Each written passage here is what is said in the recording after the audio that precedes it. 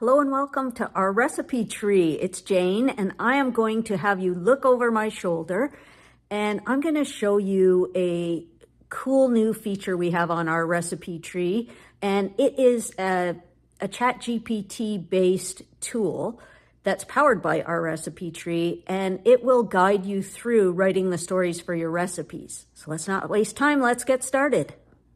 So you'll see what'll be my video up here, and just below that it says need a little help telling your story, and there's a little link to try our AI helper by clicking here. So this is your AI story helper, and there's 4 different categories that you can pick, and there'll be several questions under each category to get you started if you want to do it that way. But my favorite way is to use down here this dictate microphone. You just click on that and you tell it your story, and you tell it kind of how you want it to write the story. So I'll give you an example of a butternut squash soup I made today. I'm just going to have it write a story for the recipe. So I'm just going to click the dictate button and start talking.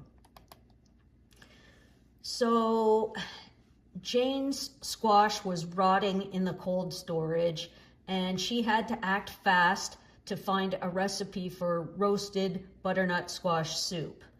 She likes the roasted because it gives a nice depth of flavor. So with this pot of soup, she made a double recipe so she could share it with her little community. There's about 7 people, 4 families. And so keep this story to under 100 words and add in some warmth and make it a story and not just these facts.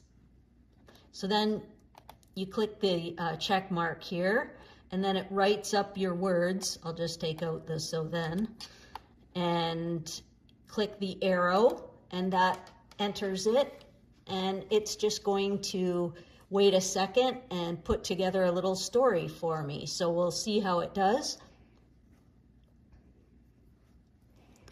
So it says, I opened the cold storage and saw the butternut squash starting to rot, and I knew I had to act fast. I turned to roasted squash soup because roasting always brings out that deep, comforting flavor I love.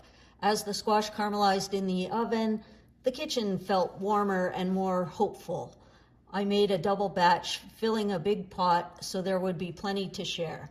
In the end, the soup fed about 7 people across 4 families, reminding me how a simple recipe can quietly hold a community together.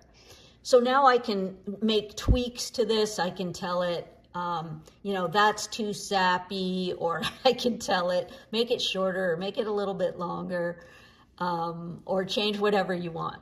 So have fun with this tool. Sometimes I tell it it's doing a great job, or sometimes I say, that's not me at all, make it funnier, or whatever. So have fun, play with it, and get your stories on our recipe tree.